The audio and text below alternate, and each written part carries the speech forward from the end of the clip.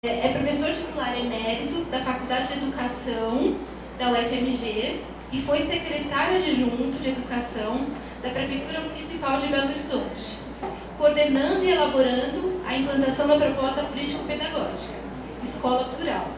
Acompanha propostas educativas em várias redes estaduais e municipais do país.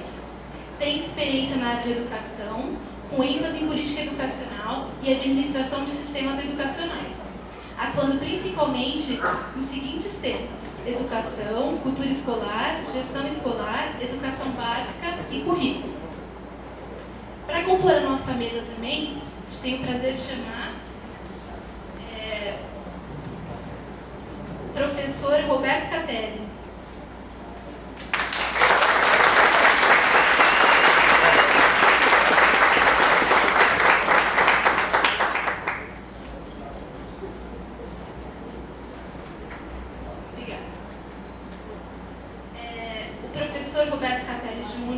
Possui graduação em História pela Pontifícia Universidade Católica de São Paulo e mestrado em História Econômica pela Universidade de São Paulo. Atualmente é doutorando da Faculdade de Educação da USP e coordenador do Programa de Educação de Jovens e Adultos da Ação Educativa. Tem experiência na área de educação, atuando principalmente nos seguintes temas: educação de jovens e adultos, políticas públicas de educação, avaliação educacional e ensino de história. Bom, eu vou mostrar para vocês como a gente vai dividir os tempos, né? Então, o professor Miguel Arroio, ele vai ter 40 minutos de audição, e depois a gente vai passar para o professor Roberto Catelli, que terá mais 40 minutos de audição. E os 20 minutos finais vão ser para a gente poder perguntar, para vocês poderem perguntar para eles, sabe? Pode começar, professor, por favor. Obrigada pela presença. Deixa eu dar essa presença dos dois.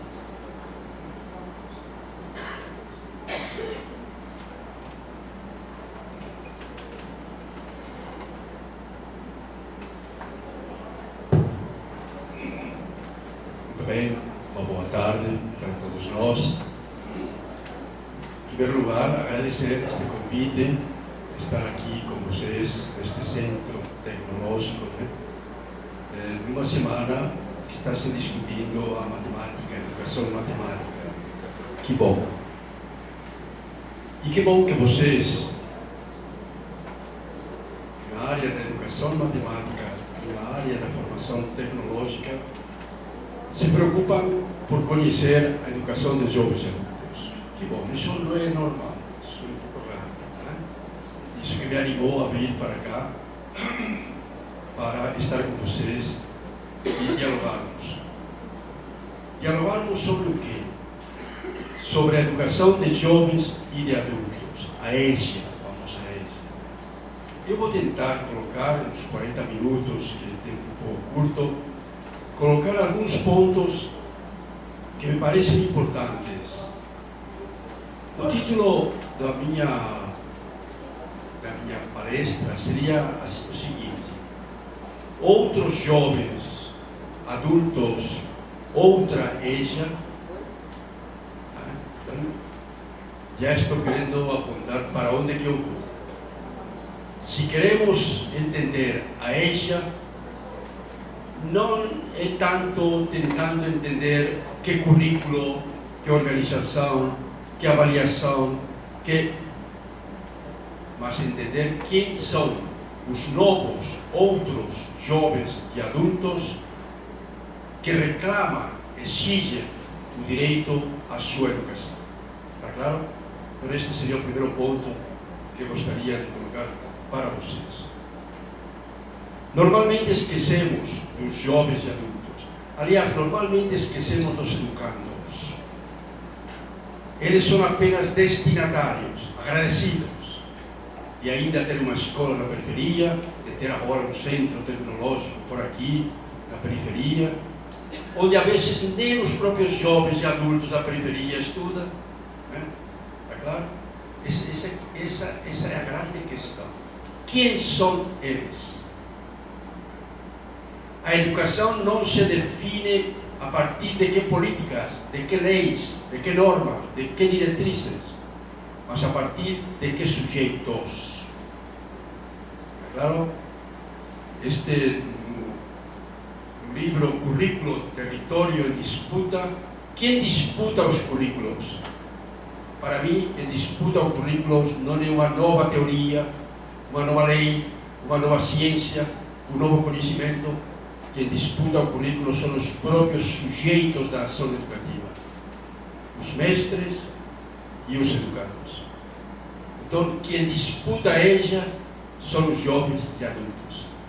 Então, a pergunta que nós temos que colocar, mas quem são eles? Eu aconselho a vocês que se coloquem essa pergunta. São os mesmos de sempre? Não. Hoje, os jovens e adultos são outros. Outros com outras condições sociais, outros com outros saberes, conhecimentos, com outras identidades, com outras experiências de luta, de trabalho, de resistência. São outros. Logo a essa tem que ser outro. Esta é a mesma coisa, vocês. Estes centros tecnológicos não podem ser os mesmos porque vocês são outros. Não são das mesmas famílias que estudaram engenharia, química, física. Não, são outros. Então, este ponto, por favor, mudemos o olhar. Quando vamos a avaliar um centro educativo, seja de educação básica, elementar, da EJA, da universidade, quem são os sujeitos do direito a essa educação? Então, este é o primeiro ponto que gostaria de ir colocando, porque vai ter que ser muito rápido, temos de colocar pontos, né? Uma vez que o tempo é curto. Segundo ponto que me parece muito importante. Como normalmente têm sido vistos esses jovens e adultos, tem determinado como tem sido vista a EJA. Está claro? Dependendo como vemos esses jovens adultos, vamos ter uma ou outra visão da EJA. Dependendo como vemos quem são os destinatários dos centros de tecnologia, vamos ter uns ou outros centros de tecnologia. Isso é importantíssimo. Por quê? Porque os destinatários supostos da EJA, da escola pública, da escola da periferia ou da universidade são os que definem que escola, que currículo, que conteúdos. Então, este é o segundo ponto fundamental. Então, a pergunta tem que ser esta: como têm sido vistos os jovens e adultos que frequentam a EJA? Como? Têm sido vistos, e cada dia é mais explícita essa realidade, são os pobres, são os trabalhadores empobrecidos, ou são os sem trabalho, à procura de um título para ter trabalho, ou são os negros, ou são da periferia, ou são do campo. Esses são os destinatários. Mas como que eles são vistos? Este é um ponto fundamental. São vistos como pobres porque sem letramento, porque com percursos truncados, porque não terminaram a quarta, a sexta, a oitava. Logo a EJA, para quê? Para que terminem, para que façam um percurso. E se fizerem esse percurso, se promete a eles que a pobreza vai desaparecer, que o trabalho vai chegar, que o futuro será presente. Esta é a visão. Isso é falso.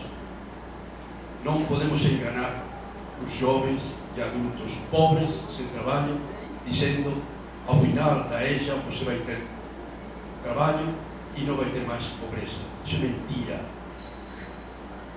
Eu estava lendo um texto estes dias sobre a EJA, em que colocava nada menos do que o seguinte: citava-se Foucault, que diz que, de acordo com Sêneca, olha o filósofo onde que foram parar, diz o seguinte: a leitura deve ser a defesa contra a pobreza, contra a morte e outros flagelos.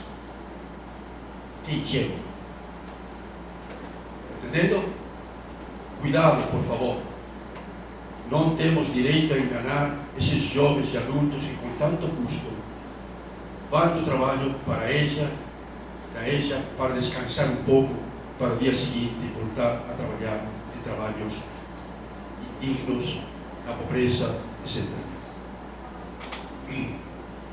E teríamos que deixar muito claro por que isso é perigoso, porque isso oculta a realidade. Em realidade, aí há duas questões muito sérias. Primeiro, responsabilizar os pobres de sua pobreza. Segundo, responsabilizá-los de serem analfabetos, de ter sido escola, de não ter feito um percurso regular e, por causa disso, são pobres. Ou seja, estamos ocultando as verdadeiras causas sociais, políticas, econômicas da pobreza e dos flagelos. Estão entendendo? Cuidado, por favor. Cuidado. A EJA tem sido mais do que um campo de afirmação de direitos, tem sido um campo de recolocar velhas inferiorizações, responsabilizando os jovens adultos de sua própria condição. Isto é falso. A EJA não pode se prestar a esse papel. Está claro? Então, esse segundo ponto, penso que deveria ser muito bem pensado. Uma das coisas que me impressiona aqui entre nós é sempre isso, o Plano Nacional de Educação, o novo Plano de Educação. Eu escrevi até um texto, uma leitura do Plano Nacional de Educação e a diversidade. E se vocês pegam o que ele fala, o novo Plano Nacional de Educação sobre a EJA, fala a mesma coisa que se falou desde que chegaram aqui os jesuítas, os colonizadores espanhóis, ou portugueses, ou o que fosse, a mesma coisa. Os índios estão atrasados, sub-humanos, porque não sabem ler. Ensinemos a ler e tudo será diferente. Ainda se fala em erradicação do analfabetismo. Meu pai era trabalhador do campo, erradicava as ervas daninhas. O analfabetismo não é uma erva daninha em nossas searas políticas. O analfabetismo é uma planta bem plantada, intencionalmente plantada pelas elites para manter os pobres na pobreza, para mantê-los sempre inferiorizados, distantes. Então, este cuidado, insisto, por favor. Qual a visão que se tem dos alunos da EJA, dos jovens e adultos da EJA, vai condicionar a visão que temos da própria EJA. Qual a proposta que eu faço? Temos que desconstruir visões que se tem dos jovens e adultos da EJA para desconstruir as visões da própria EJA. Segundo, não só temos que desconstruir visões que se tem da EJA, dos jovens e adultos, temos que aproximar-nos, e aí entra o terceiro ponto, da qual é a visão que os próprios jovens e adultos têm de si mesmos. Eles não têm essa visão inferiorizada. Eles não são tão ingênuos para saber que são pobres porque são analfabetos. Eles não são. Que visões tão negativas temos? Quem nos ajudou a entender isso foi Paulo Freire. Os oprimidos são os que têm uma visão mais lúcida das razões e das causas de sua opressão. Ele fala essa frase. Ninguém melhor do que os oprimidos para ter consciência da própria opressão. Ninguém melhor do que os jovens adultos da EJA inferiorizados para ter consciência de que não são pobres porque analfabetos, mas são pobres e são jogados no analfabetismo pelos mesmos motivos, porque pertencem a outra classe, a outra raça, a outro gênero, a outro lugar, porque inferiorizados e oprimidos. Está claro isto? Então, neste ponto, insisto, me parece muito importante. O que estou sugerindo? Temos que ter visões politizadas da EJA, não visões assistencialistas da EJA, não visões supletivas da EJA, nem sequer reparadoras, como fala a nova lei de diretrizes básicas da EJA. Os jovens e adolescentes da EJA não querem ser reparados, querem ser tem que ser acabar com as injustiças que se cometem contra eles. Está claro? seja, eu insisto, por favor, tenhamos uma visão lúcida, política, social, da EJA e dos jovens adultos que frequentam a EJA. Queria avançar para um outro ponto. Outra visão que se tem, muito frequente da EJA e dos próprios jovens e adultos da EJA, é o que chamaria uma visão escolarizada. Demasiado escolarizada da EJA. E demasiado escolarizada dos jovens e adultos. A primeira coisa que se pergunta para um jovem adulto quando vai se inscrever num curso da EJA é: em que ano que você terminou? Até que série você chegou? Eu cheguei à quarta, eu cheguei na segunda, eu cheguei na sexta. Então, e quanto tempo faz? 8 anos. Então, se chegou na sexta, já podemos começar pela quarta, não acha? Então vai entrar na quarta. Tá? E a própria EJA se divide em segmentos. Primeiro segmento, de primeira a quarta. Segundo segmento, de quinta a oitava. Classificamos os jovens e adultos a partir da estrutura escolar. Os escolarizamos. Quando se escolariza a visão sobre os jovens e adultos, se termina escolarizando a própria EJA. Se termina dizendo: meu amigo, você tinha que ter recebido a mamadeira quando era criança, mas saiu na segunda série. Agora vai receber a mamadeira intelectual da terceira ou da primeira. Tá? E vai dizer: mas eu já tenho dentes, já mastiguei muitos sacrifícios na vida, já não tenho muito, já fui despedido do trabalho, já fui... E me pensa que eu sou criança, professora. Esta é a grande questão. Infantilizamos os jovens adultos quando os escolarizamos. Eu sou radicalmente contra a escolarização da EJA, contra a escolarização dos jovens adultos. Ok? Cuidado com isso, por favor. Se você vai no dia trabalhar na EJA, não perguntem em que ano você terminou. O que nós fizemos lá, e vou depois deixar com vocês este livrinho, chama Projeto de Educação de Trabalhadores, quando eu era secretário de Educação de Belo Horizonte. Fizemos um convênio com a escola sindical, 7 de outubro. E a escola sindical ficou encarregada de entrar em contato com os vários sindicatos da construção. Para quê? Para saber quantos sindicalizados estavam sem ter garantido o seu direito à educação básica. E nós, da Secretaria, entramos na parte pedagógica. E qual foi esse projeto? Não é um projeto de EJA, veja, o próprio nome não é projeto de EJA. É PET. O nome é PET.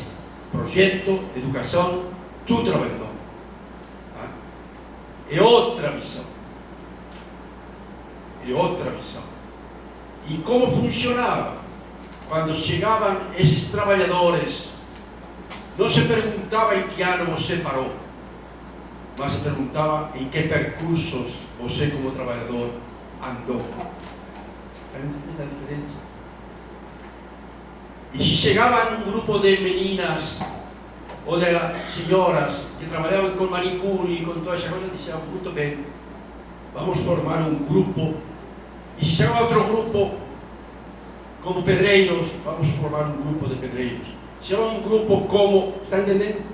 Então organizávamos, e ainda continua isso, organizávamos e se organizam por campos de trabalho, identidades de trabalho, não por identidades de onde que você terminou, em que ano, em que segmento você está. Pode ter terminado na segunda série, mas ele é um líder sindical. Está muito mais longe do que aqueles que terminaram na oitava. Está entendendo? Então, esta é a realidade. Não se definem os aprendizados na vida pelo ano em que eu cheguei ou terminei na escola. O tempo de não escola, o tempo de trabalho, o tempo de militância, o tempo de luta, é tão importante na formação quanto o tempo de escola, ou mais. Então, em que tempo humano você está? Em que tempo? E aqui entrou em outra dimensão, em que tempo de trabalho? Toda a nossa preocupação era entender eles enquanto trabalhadores. E a partir de sua compreensão, de sua identidade de trabalhadores, organizar as turmas. Não aqui os que terminaram na quarta, aqui os que terminaram na sexta, aqui os que não sabem matemática, aqui os que não sabem letramento, aqui... Não.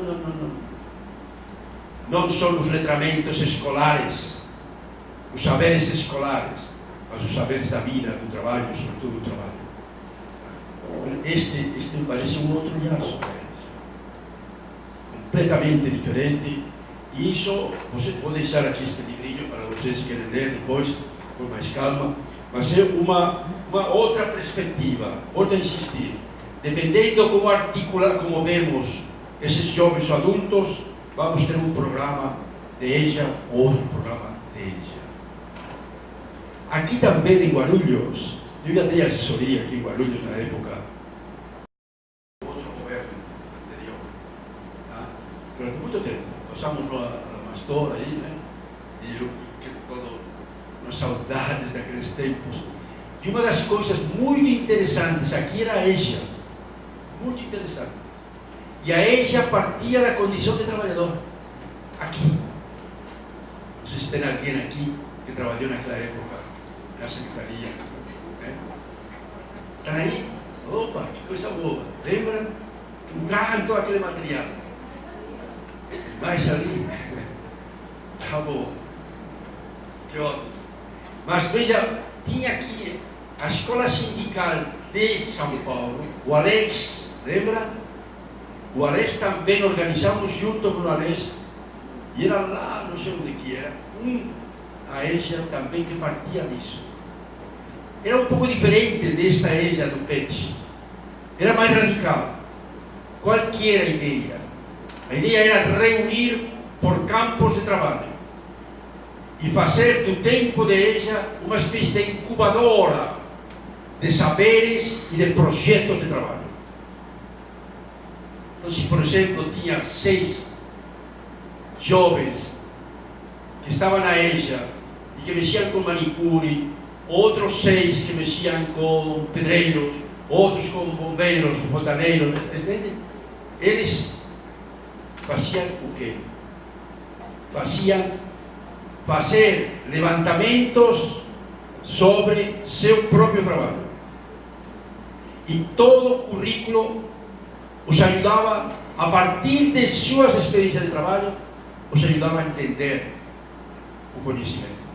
Eu lembro que teve um trabalho muito interessante do grupo de marceneiros sobre o barroco, a história do barroco. Mas a história do barroco não contada como você viu a partir das igrejas, a partir do barroco. Não. A partir deles fizeram pesquisas sobre que madeira usava o aleijadinho para construir aquele barroco maravilhoso. Está entendendo? E a partir de aí, de que algo familiar a eles, a sua condição de trabalhadores, é que iam descobrindo o sentido do barroco, o sentido da história do barroco, o sentido da história. Está? Esta é outra forma de construir a EJA. Outra forma de garantir o direito ao conhecimento. Eu queria, então, colocar também um outro ponto que me parece muito importante. Então, vamos ver se vou já sintetizando um pouco, que o tempo corre. Este ponto, eu prefiro falar jovens e adultos trabalhadores. A identidade não é analfabetos, nem sequer identidade de escolares em currículos truncados, mas a condição de trabalhadores. Eu penso, sinceramente, tenho aqui um texto que posso mandar depois a vocês, onde eu coloco exatamente isso. Quando o ponto de partida da EJA é reconhecer a condição de trabalhadores, tudo muda. Tudo muda. Tá? O currículo muda, a organização muda, as identidades mudam, os próprios professores são obrigados a entender mais do trabalho. O professor de matemática não tem que saber só matemática. Terá que saber do trabalho. E terá que saber a relação entre o trabalho de aqueles jovens e adultos e matemática. Do contrário, será uma matemática que pensa que serve para tudo e não serve para nada. Claro, estas são questões muito concretas. Muito concretas. Tem que ser. Então, esta condição de trabalhador, para mim, redefine radicalmente a EJA. Mas eu queria avançar também para um outro ponto que me parece muito importante. A história da EJA não começa com as políticas de EJA. Temos que descobrir que há uma relação muito estreita entre os movimentos sociais, as lutas dos trabalhadores, dos negros, dos indígenas, dos quilombolas, dos sem terra, dos sem teto, e a EJA. Quando não existia nem escola para os negros, eles já tinham suas escolas de EJA, em que os professores eram negros para educar os jovens e adultos negros. A mesma coisa aconteceu com os imigrantes. Quando chegavam aqui não havia nem escolas nas periferias, eles mesmos criavam suas escolas para os jovens adultos. E os anarquistas tiveram um papel muito importante. Praticamente o anarquismo se projetou e se reproduziu a partir da EJA, a partir de cursos dados para os jovens e adultos anarquistas ou nem anarquistas, para ser anarquistas, para lutar. A mesma coisa com o movimento operário. As escolas sindicais têm sido um dos centros pouco estudados como escolas de EJA. Têm sido um dos centros mais importantes de formação política, formação sindical, formação profissional para jovens e adultos. Tá? Então, este é outro olhar da EJA que me parece que teríamos que recuperar e teríamos que trazer. Como veem, vocês, eu estou apontando para a desescolarização da EJA. Todo olhar escolarizado é pobre. Eu já estou falando a vocês como alguém que mexe com a escola, com o secretário de Educação, onde tínhamos 250 escolas. A escola, ainda bem que existe a escola, mas a escola pela qual lutam os setores populares e os trabalhadores não é essa escola escolarizada. Eu vi uma frase do Movimento Sem Terra: escola é mais do que escola para o Movimento Sem Terra. Eu diria que escola é mais do que escola para as mulheres que da década de 70 já vêm lutando por escolas, creches para seus filhos. Entre longe, a escola é o lugar onde podem deixar seus filhos seguros. Onde Dona Maria, que vai para o trabalho e sai cedo, pode dizer, ao menos enquanto estou no trabalho, cuidando dos filhos dos outros, meus filhos estão sendo cuidados por uma professora. Está entendendo? Temos que entender cada vez mais que a escola não é só letramento na idade certa. E a EJA não é só para não letrados na idade certa. Eu aprendi que a escola para a EJA, ou do BOVA, como João Paulo Freire nos colocou, é muito mais do que isso. É o lugar onde se encontra. É o lugar onde podem ser reconhecidos. É o lugar onde Dona Maria, que já cuidou de 4 ou 5 filhos, e ela pode se encontrar com as vizinhas porque está sozinha em casa, porque seus filhos já foram embora, e se encontra com outros, e convive, e fala, e encontra professores que a compreendem, que a ajudam. A EJA tem uma dimensão humana muito mais do que uma dimensão meramente escolar, às vezes está desumana. Então é por aí que eu estou apontando, por aí que eu gostaria de colocar para vocês. Há um outro ponto que eu gostaria de colocar já, que é o seguinte: eu falei bastante que o trabalho é o que define a EJA, no meu entender. Que temos que partir do primeiro reconhecimento, jovens e adultos trabalhadores. Mas a pergunta que nós temos que colocar agora é: de que trabalho chega? Trabalhadores em que condições? Em trabalhos precarizados, em trabalhos instáveis. Agora saiu uma nota sobre os desocupados. Mais de 60% dos que perderam trabalho são jovens. Talvez irão para a EJA. Entendendo? Já não é só reconhecer que são trabalhadores, mas são trabalhadores com uma experiência insegura de trabalho, trabalhos provisórios, trabalhos instáveis. O que significa ser trabalhador nessa instabilidade? O que significa procurar a EJA a procura de estabilidade no trabalho? Está entendendo? Estas são questões fundamentais para serem colocadas e para serem discutidas. Então, perguntemos-nos por essa realidade. Que trabalhos chegam à escola, à EJA? E que trabalhos chegam aqui? Acho que essa é uma questão que se tem que perguntar também aqui no centro tecnológico. Que trabalhos chegam aqui? E que trabalhos se prometem a vocês? Cuidado! Cuidado! Talvez tenham falado a vocês, se você estuda aqui e faz um bom curso, vai ter trabalho seguro. Cuidado! Em tempos de negação do trabalho, de precarização do trabalho, de precarização dos direitos do trabalho, não dá para confiar muito em que fazendo um curso aqui, e menos ainda na EJA, vocês vão ter garantido um trabalho. Então são as coisas sérias que temos que colocar. Os direitos do trabalho garantiram os direitos da cidadania.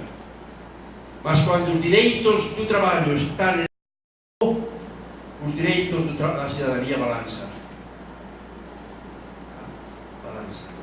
E estamos em tempos de insegurança no trabalho, de perda do direito do trabalho. O que está se cortando para agora? Diz que estamos devendo muito dinheiro, precisa amarrar, precisa cortar. O que se corta primeiro? Os direitos do trabalho. Não se corta os direitos do capital. Não, porque o capital, se você corta o capital, não há desenvolvimento. E se você corta o trabalho? Aí o trabalhador vai ter que se esforçar mais e teremos mais riqueza, capital e mais desenvolvimento. Esta é a lógica. Temos que entender essas lógicas. Então, em tempos em que os direitos do trabalho estão em baixa, os direitos da cidadania, o direito à educação, o direito à vida, terminam balançando. Não se façam ilusões, jovens. Não se façam ilusões. Nós estamos. Vocês veem pelo meu sotaque, eu vim de lá. Estive lá agora faz um mês na minha terra. Tenho 5 irmãos lá que saíram do campo para buscar trabalho. Os filhos estão atrás do trabalho. Fizeram tudo para que ao menos algum filho estudasse. Hoje todos eles estão desempregados. Claro? E quando lá a coisa vai mal, quando espirram lá, aqui já temos febre. Okay? Estamos em tempos de febre, de desemprego, de febre, de recuo nos direitos do trabalho. E não adianta falar. Há recuo nos direitos do trabalho porque não há educação. 50% dos desempregados lá na minha terra são jovens com formação universitária. Está claro? Aqui mesmo há mais desemprego de quem está qualificado do que sem qualificação, porque o que sobra são trabalhos desqualificados. Se fala muito. Os pobres são pobres de trabalho desqualificado porque não têm qualificação. Não é por isso, não seamos ingênuos. É porque ainda o capitalismo vive mais de trabalho desqualificado do que de qualificado. Está entendendo? Consequentemente, não adianta qualificar-se se não se qualifica o trabalho. Então, estas são questões para a EJA, para vocês e para todos nós. Eu queria já ir colocando uma outra questão já para terminar. 10 minutos. Bom, vamos lá. Eu queria colocar um pouco uma questão. Diante dessa situação de condição de trabalhadores tão na corda bamba, tão inflexíveis, sem controle de seus tempos, é possível redefinir que currículos? Deixa. Esta é uma questão muito séria. Talvez isso trabalhe mais a questão dos currículos, mas muito sério. Eu coloquei aqui currículos tão flexíveis quanto o seu sobreviver. Estão nos títulos deste texto. Depois posso mandar para você, tá? O texto. Quando os currículos de vida são tão na corda bamba, tão flexíveis, fazendo tantas piruetas para sobreviver, será que podemos ter currículos rígidos nos cursos da EJA? Não. Esta é uma questão muito séria. Quando eu era secretário, mais de 50% dos que entraram no mês de fevereiro já saíram no mês de agosto. Por quê? Porque não tinham condições de articular a rigidez de seus tempos de trabalho com a inflexibilidade dos tempos da EJA. A quantidade das minhas lutas era dizer: Arroio tem que ter 25% de frequência, como mínimo. Digo, para mim, se tiverem 0,00% já é suficiente. Ok? Como que a EJA vai exigir rigidez de tempos para que não controla seu próprio tempo de trabalho e de vida? Eu lembro que um dia me aconteceu isso. Eu chegava lá, começava a aula às 6h30, e que não chegava até 15 para 7, fechava no portão. Eu cheguei um dia lá e fiz questão de chegar 10 para 7. E estavam mais de 20, 30 jovens, meninos, meninas, jovens. O que foi? Professor, atrasou o ônibus. Professor, falava uma empregada doméstica, quando eu ia sair, fez cocô a criança e a patroa me mandou limpar a bunda do menino. Aí cheguei tarde. Está entendendo? Aí eu falei, chamei a diretora. Professor, que sorte, teria que ter avisado que o senhor vinha. Não, eu vim de surpresa por alguma coisa, sabe? Pode entrar, professor, digo, só se eles entrarem primeiro. O contrário, eu não entro. E a partir de agora vai ficar proibido fechar portões para os trabalhadores da EJA. Proibido. Mas perturba. É bom perturbar. Quer dizer, quando está perturbado, se produz menos, se aprende menos. Harto perturbar a sua vida. Está entendendo? Está me entendendo o que quero dizer? Outros sujeitos de EJA, outra EJA. Mas se temos a visão escolarizada, que ao final a EJA tem que ser a mesma, tão rígida em tempos, espaços, currículos, quanto é a quinta, oitava, isso aí não dá. Aí não dá. Eu defendo que a EJA não tem que fazer parte dessa estrutura do nosso sistema educacional. Não pode fazer parte. Ela tem que ser sua peculiaridade. Por quê? Vou insistir. Porque os trabalhadores que chegam, jovens, adultos na EJA, têm sua peculiaridade, que quebra toda essa rigidez do sistema educacional. Mas eu queria já, para terminar mesmo, porque já estamos aqui, 4 minutinhos, então tá bom. Eu queria terminar com uma questão ainda que me preocupa muito. Eu estava falando sobre isso ontem, lá na Bahia. Na Bahia fizeram um seminário muito interessante. Veja, eles vincularam educação, direitos humanos, EJA. Isso é muito interessante, vincular EJA com direitos humanos. E a pergunta fundamental era esta: em que tempos estamos de direitos humanos? Estamos em tempos de afirmação dos direitos humanos ou estamos em tempos de negação dos direitos humanos? Supostamente a EJA tem a função de garantir o direito humano de todos os jovens e adultos, trabalhador que terminou, que não completou, a completar a educação. Essa é a função, aparentemente. Mas a grande questão que eu coloco é a seguinte: em que momento estamos na percepção, no olhar sobre os jovens e adultos pobres, trabalhadores, negros, empobrecidos? Em que momento estamos? Estamos num momento de reconhecer os sujeitos de direitos? Acho que não. Isto é uma questão muito séria. Estamos em tempos de condená-los. Estamos em tempos de segregação social e racial dessa juventude, como fazia muito tempo que não tínhamos. O ECA, Estatuto da Criança e do Adolescente e do Jovem, no que depois também teve, representou um momento de reconhecer que jovens, adultos, adolescentes, crianças são sujeitos de direitos. Agora estamos jogando isso tudo fora. Se critica o ECA porque diz que ele é culpado de que esses adolescentes, esses jovens, reconhecidos sujeitos de direitos, virem violentos, virem fascínoras, virem matadores, virem... Está entendendo? Estamos num momento muito sério no olhar sobre os jovens e adultos. Tá?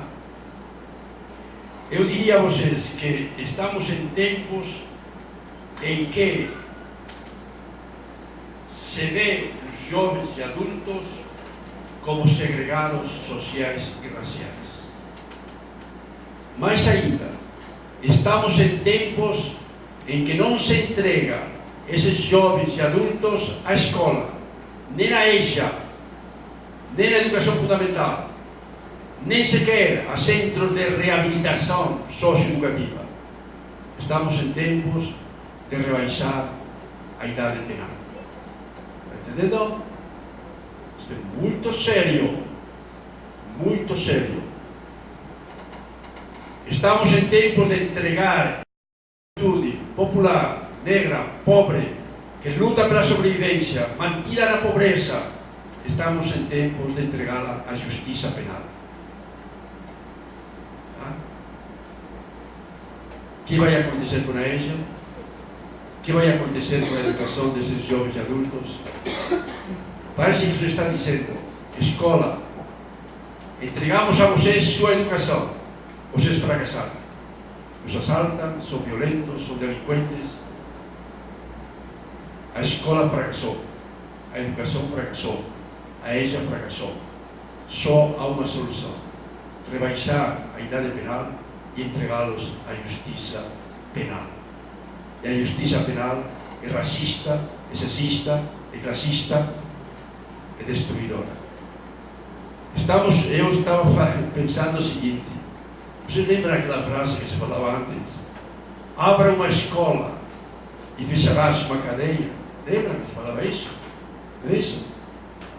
Agora estão falando: abra uma cadeia e feche uma escola.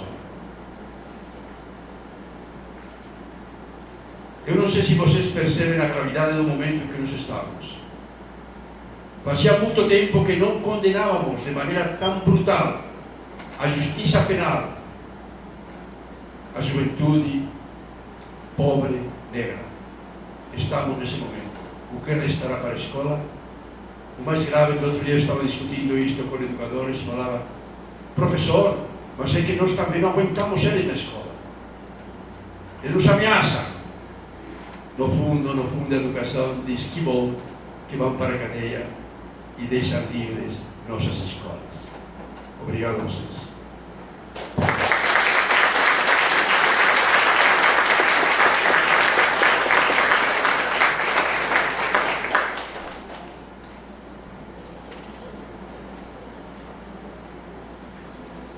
Bom, obrigada, professor Miguel Arroio. E agora a gente passa a palavra do professor Roberto Catelli Júnior, que terá 40 minutos para sua lição. Bom, eu gostaria primeiro de agradecer a presença, o convite para estar aqui, e também dizer que aceitar o convite para estar numa instituição como essa hoje tem tudo a ver com a minha própria visão hoje de que precisamos muito falar sobre o significado desta EJA, dessa educação de jovens e adultos, para pessoas que podem ser potenciais professores dessa educação de adultos, que podem ser potenciais militantes dessa educação de jovens e adultos, que carece mesmo de um esforço que não é só individual, não. Eu quero retomar um pouco da fala do professor Miguel, porque eu já disse muita coisa. Mais do que um esforço de indivíduos que vão à escola e de professores que querem ensinar, existe por trás disso uma questão social.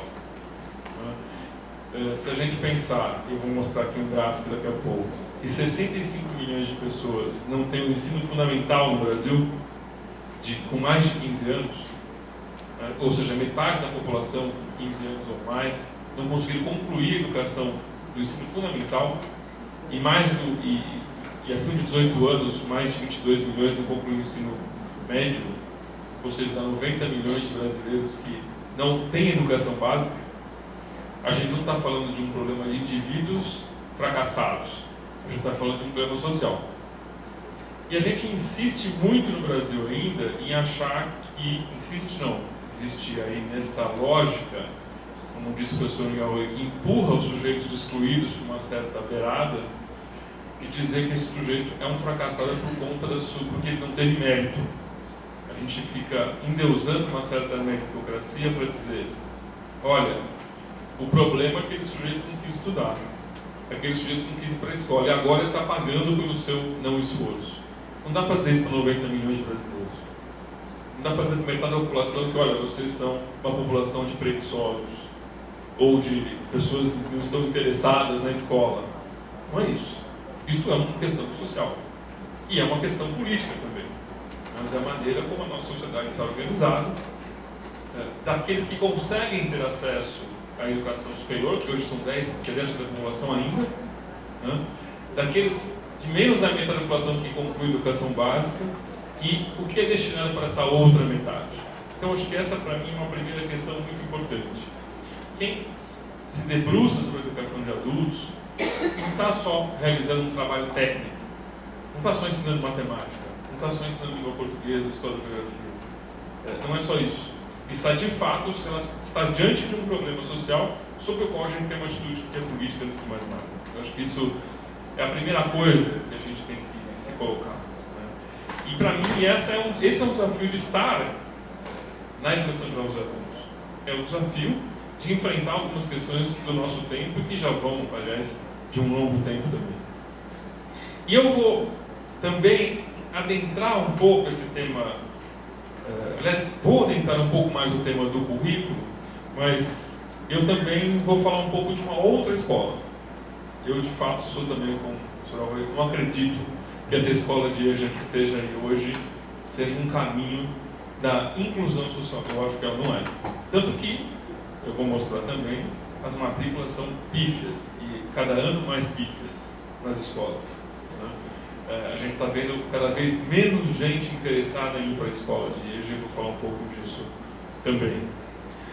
Então eu venho aqui falar para quem hoje pode vir a ser alguém que venha estar mais próximo da educação de adultos, é um convite que eu venho fazer também, esteja mais próximo, porque eu acho que é uma batalha que vale, necessária nesse país, e que não está sendo enfrentada da maneira adequada ainda, nos últimos muitos anos. Mas eu venho, então, a partir da perspectiva tanto do currículo, eu venho falar de uma outra escola. Só que, para começar a falar do currículo, eu já vou sair do currículo. E vou também, como o professor Miguel fez, vou para os sujeitos. Eu acho que a gente falar de currículo de EJA tem que falar do sujeito da EJA.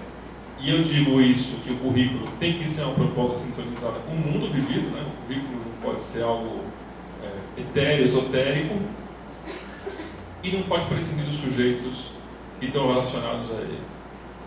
Então, para isso, a gente tem que, antes de falar, para poder falar alguma coisa sobre currículo, eu vou falar um pouco sobre sujeitos, repetindo talvez um pouco do que já foi falado do professor Miguel Arroio.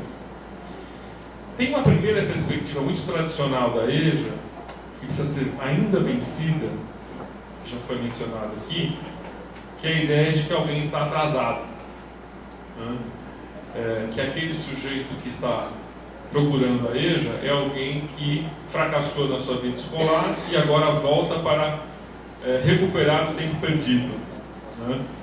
E que essa talvez seja uma das piores visões que estão presentes ainda na educação de jovens e adultos, mas que ainda que ela não seja um discurso tão comum, eu acho que ela está presente na prática. Está presente na prática de um professor que muitas vezes olha para o seu aluno e diz assim: não, esse cara é o coitado, que não deu certo. Né?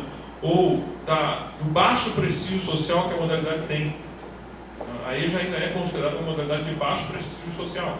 Quem trabalha na EJA, vocês achavam que o professor que trabalha na EJA ele é menos do que trabalha na educação regular, porque ele está lidando com os piores, com os mais marginalizados. Né? Isso não está... O discurso hoje, como no Brasil a gente faz muito politicamente correto, não permite muito a gente falar isso, mas as nossas atitudes refletem muito isso ainda. Né? Que é olhar, ou aquele professor que fala: olha, aqui o esforço dele, não importa muito o que ele faça na escola, mas é bacana, bonito que ele esteja aqui. Isso é uma coisa que muitas vezes também não contribui para o avanço daquela pessoa. Né? Porque fica sempre naquela ideia de vamos penalizar, coisa de estar, eu tenho pena daquele sujeito. Né?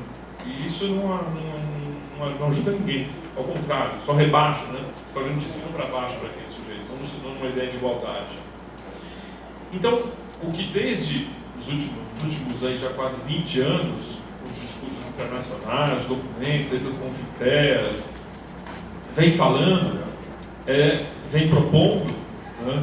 Essa ideia de que a educação é um direito ao longo da vida. Né? A ideia de que, pelo menos, a gente pode dizer assim: olha, não é que alguém deixou de, é que alguém tem o direito de. Acho que são duas coisas muito diferentes. Né? Ninguém perdeu, quer dizer, cada um tem uma história, ponto. E se eu conseguir chegar onde eu cheguei e continuo tendo o direito a estudar. Né? Acho que essa visão é super importante, uma mudança de visão, né? de olhar. Porque enquanto a gente sustentar essa visão de cima para baixo, uma visão mais hierarquizada, de que existe alguém que é fracassado e alguém que não fez o que devia ter feito, a gente continua estigmatizando esse sujeito e colocando ele para uma situação de inferioridade. Enquanto que, na verdade, não é isso. Todo cidadão tem direito à educação. E o Estado tem o dever constitucional, de passagem, de prover essa educação. E isso está escrito na LDB, inclusive, né? Em qualquer momento, em qualquer idade, não é que isto tem uma idade certa para acontecer. Então, acho que essa primeira perspectiva é muito, muito importante. Para a gente começar a pensar em que sujeitos são esses e quais são os direitos desses sujeitos. Uma outra questão é a gente pensar um pouco, já foi dito bastante aqui, mas eu gostaria ainda de reforçar, quem são os alunos da EJA. Né? Não? Desculpa, gente, fiz uma besteira, porque eu fui virando os slides aqui e esqueci que eu não tinha que estar lá, né? Você vê que aquela pessoa super assim, preocupada. Bom, aqui era o que eu tinha lido para vocês. Aqui a questão do direito versus atraso, né? As pessoas que têm o direito, né, ao longo da vida. E eu estou aqui agora no quem são os alunos da EJA, vou já passar para cá.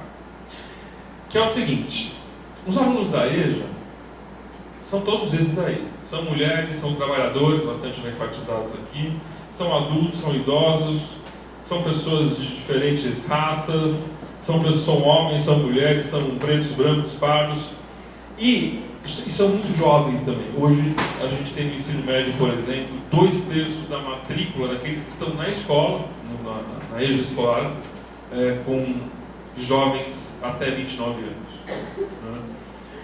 Agora, tem uma coisa que eu coloquei em amarelo aí, que são pessoas que são donas de muitos saberes. Acho que isso também é fundamental.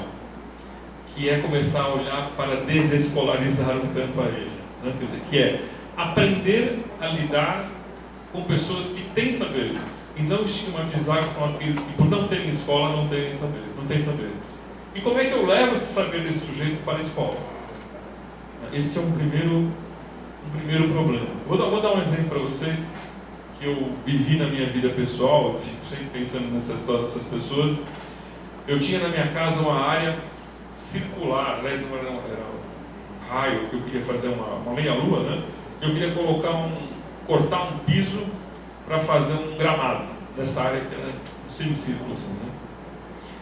E o pedreiro falou, precisamos recortar isso aqui, né? E eu fiquei pensando, bom, como é que nós vamos fazer para medir isso aqui, para dar um corte desse piso de um jeito que fique perfeita esse recorte? Eu confesso que no meu primeiro momento eu abri uma interrogação para mim, e ele rapidamente resolveu o problema. Ele pegou um lápis, pegou um prego, um martelo, bateu esse lápis numa parede, e ele fez um compasso. Né? Fez o desenho, e ele marcou e cortou perfeitamente aquilo. Ou seja, essa pessoa tem noções de geometria que eu já não teria essa habilidade de, naquele momento, rapidamente pensar naquela solução. Talvez depois de muito tempo eu chegasse à conclusão que essa seria uma solução. Mas ele tem um aprendizado, ele tem uma habilidade construída ao longo da sua vida, que é o uso de certas medidas espaciais, ou de certas noções de como lidar com a geometria, que estão na prática do seu trabalho como pedreiro. E que muitas vezes a gente diz, esse cara não sabe nada. Esse cara não...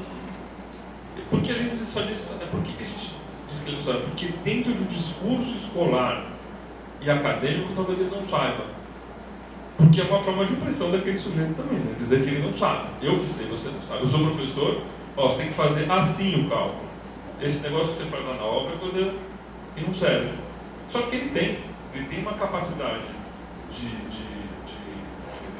resolver problemas do mundo real por meio de uma sabedoria que é matemática, de um conhecimento que é matemática também. Ele pode não ter a formalização acadêmica. Agora, se eu não der espaço na escola para que esse sujeito traga a sua experiência, né, ele traga o seu saber para dentro do espaço escolar, eu vou continuar dizendo que ele não sabe nada. E é uma relação de poder. A gente sabe que a escola, a relação professor-aluno, a relação instituição escolar e sujeito-aluno é uma relação de poder, né? E que o conhecimento ele é um mediador importante dessa relação. Então, se eu quero pensar numa relação mais democrática, se eu quero pensar numa relação que eu trabalhe com o conceito de igualdade, eu vou ter que dar mais oportunidade para esse sujeito aparecer. E reconhecer os seus saberes. Você está falando de uma área, né? A gente está falando de muitas outras. As pessoas têm família, têm filhos, então elas têm conhecimento sobre saúde, têm práticas desse tipo, ou povos mais tradicionais que usam outros caminhos que não necessariamente são a medicina convencional. Né? Tem todo um pensamento constituído. As pessoas que são muito capazes de estabelecer o universo da música, né? Tudo isso acaba não cabendo na escola. Isso eu acho muito triste para a educação de adultos. Como é que eu posso pegar pessoas ricas de conhecimentos e dizer tudo que você aprendeu ao longo da sua vida não serve para esse espaço? Isso eu vejo como uma coisa muito criminosa. Então, é trabalhar nessa diversidade de sujeitos, né, e com esses saberes todos. Agora, aqui que vem... Tem que passar para lá também. Aqui que vem o básico do que acontece na escola brasileira de Ejo. Né? 65 milhões de pessoas não têm ensino fundamental e só 3 milhões estão na escola. Gente, não tem... Isso é um fracasso. Né? Você tem 65 milhões de pessoas que não concluíram o ensino fundamental no Brasil com mais de 15 anos ou mais, mas quantos desses se aventuram a se matricular numa escola de EJA? Hoje 3 milhões, o que não vai dar cerca de 4% da demanda potencial. Isso é um retrato, para mim, é um retrato de uma política que fracassou e que está fracassando mais, porque hoje são 3 e a tendência é que seja 2,9 o próximo ano, 2,8, 2,7, e eu não sei quando nós vamos chegar. Né? E aí a gente tem que perguntar por que isso está acontecendo no Brasil, e a resposta certamente é multifatorial. Não dá para dizer que tem uma única razão para que isso aconteça. Mas, uma primeira delas tem a ver com política pública, sim. A gente está vendo hoje estados que de fato não estão interessados em investir na EJA, do ponto de vista econômico. A gente vê secretarias, como acontece aqui em São Paulo, por exemplo, que não há um esforço efetivo de investimento em educação de adultos, porque na lógica do cobertor é curto, se tiver que cortar em algum lugar, nós não vamos cortar. Também tem uma outra coisa, ainda existe um mito em que se acredita que a educação de adultos é algo do passado. A gente vê prefeitos falando isso, eu já tenho visto muitas vezes falar isso, que a EJA é uma coisa dos velhinhos que estão morrendo, né? Já tivemos ministros já dizendo isso no passado, então a gente não sabe investir na EJA, porque os velhinhos vão morrer, as crianças estão sendo alfabetizadas, então a gente não precisa de EJA. Esse discurso está muito povoado ainda na nossa visão de EJA. Só que tem uma coisa, primeiro, a EJA não é simplesmente alfabetizar pessoas. Né? Vamos dizer, se a gente for falar em termos de escolarização básica, a gente tem que no mínimo pensar que essa pessoa tem o direito a avançar na sua escolarização. Ou que ela tem o direito à educação em qualquer momento, de qualquer tipo, formal ou informal. Então, não se trata de ter uma visão de que educação de adultos é simplesmente alfabetizar alguém, então as crianças já entram na escola, não são mais da EJA. Outra coisa, as pessoas, hoje entram na escola, mas quem diz que elas avançam na escola? Na escolarização. As pessoas abandonam a escola fortemente hoje. Então a gente tem um deslocamento. A EJA mais escolar, ela é menos da alfabetização, mas ela é mais das séries do ensino fundamental final e mais do ensino médio. Né? Ou em outros campos fora da escola. Então essa percepção também de que existe eu preciso ter uma percepção de que não existe uma EJA que acaba. Mas ainda os governos usam isso como um argumento. Existe então um subfinanciamento da EJA no Brasil, em vários países da América Latina, isso é muito, muito presente. Existe uma pouca, inclusive, a EJA está muito pouco na fala dos nossos governos. Né? Está muito pouco. Há quanto tempo você vê uma campanha que fala desse tema? Há quanto tempo não se vê? Acho que falta energia posta aí para se colocar a EJA como questão social do ponto que ela está. E ao contrário, o que se faz nas redes estaduais, na maior parte do país hoje, é uma desvalorização da educação de jovens adultos. E os municípios muitas vezes têm um problema sério, muitas vezes falta dinheiro também, até para poder dar conta. E entre dar conta da educação infantil e da educação de jovens adultos, em geral você fica com a educação infantil porque o promotor, a pressão social, ela acontece de maneira mais imediata e por isso a questão acaba se complicando. Fora isso, fora a questão da política pública, do quanto que a EJA está presente no discurso da política e como investimento, eu acho que tem alguns pontos que a gente também tem que levantar, do ponto de vista aí mais do currículo, da lógica de como é que a EJA está organizada. Por exemplo, aquilo que já foi levantado aqui, não há trabalho, família e escola nesse modelo de EJA que nós temos no Brasil. Quantos de nós, eu vou dizer, eu acho que as pessoas, esses 3 milhões são 3 milhões de heróis na minha avaliação. Porque eu não faria isso, trabalhar vamos dizer, quem tem sorte trabalha 8, né? Na média trabalha 10. Né? Um pouco mais trabalha 12 no Brasil hoje. Porque todo mundo precisa de dinheiro para pagar a prestação de alguma coisa. Né? Então, como é que você faz? Essas pessoas que estão aqui em Guarulhos e muitas delas trabalham em municípios ou regiões vizinhas. Ou que trabalham em São Paulo, ou mesmo dentro da cidade de São Paulo, ou em Salvador, ou em Recife, ou em qualquer lugar. Tempo médio de transporte para as pessoas, transporte por 2 horas por dia, 2 para ir, 2 para voltar. Né? Eu vou mostrar aqui uma conta para vocês, já. Vocês vão ver que vai ficar difícil fechar essa conta. E se eu tiver família e trabalho, quem é que vai ficar por último na fila? A escola, né? Porque se o filho ficar doente, eu vou cuidar do filho. Se o trabalho precisa de mais dinheiro, vou ficar com o trabalho. Portanto, sempre o primeiro a dançar nessa história é a escola. Talvez isso explique porque em fevereiro começava a matrícula com 50 e você tem menos da metade, 2 meses, 3 meses depois. Numa escola engessada. Daí você tem que chegar na escola às 7 da noite, ficar até às 10h30, 11 horas naquela escola, para... Quem disse que tem ônibus para voltar para casa? Em muitos lugares não tem. Eu vejo essa situação acontecer com muita frequência. E já vi isso também acontecer, eu sou da mesma opinião, que é o aluno tem que mostrar, por exemplo, mostrar a carteirinha para entrar na escola, e se ele tiver esquecido a carteirinha, ele não entra na escola. Né? Ou tem que ter 15 minutos de atraso, do mesmo modo, isso lá em Minas Gerais mesmo, até vista desse exemplo, 15 minutos de atraso a diretores, aqui na minha escola só se entra na hora. Quem é que pode? O tamanho do sacrifício de estar lá e ter que ouvir isso. Só que tem uma coisa muito legal, o adulto não é criança. O adulto, na hora que ouve uma dessas, 2, 3, ele fala, até logo escola, não preciso ficar. Diferente da criança que sofre uma pressão social, um controle social para permanecer lá trancado dentro da sala de aula, o adulto não. Se isso aqui está me enchendo, se essa escola não me interessa, se as regras não funcionam para mim, eu vou embora. Porque até a garantia de que ele vai ter alguma coisa melhor depois, ele não tem também. E também concordo que essa ideia de que só porque eu fiz escola depois eu tenho sucesso na vida, isso também é muito relativo. Né? E nem essa garantia ele tem. Então, eu vou falar um pouquinho mais daqui a pouco, eu vou dar uns exemplos mais concretos. Falta de transporte, como eu já disse, está cheio de lugar que você vê. Se a pessoa sai depois das 9 horas, não tem como voltar para casa. Ou é muito perigoso voltar para casa. Né? Ou então não dá para chegar. Ninguém em São Paulo consegue sair às 6 do trabalho e chegar às 7 na escola. Isso não existe. Acho que nem Guarulhos também. Né?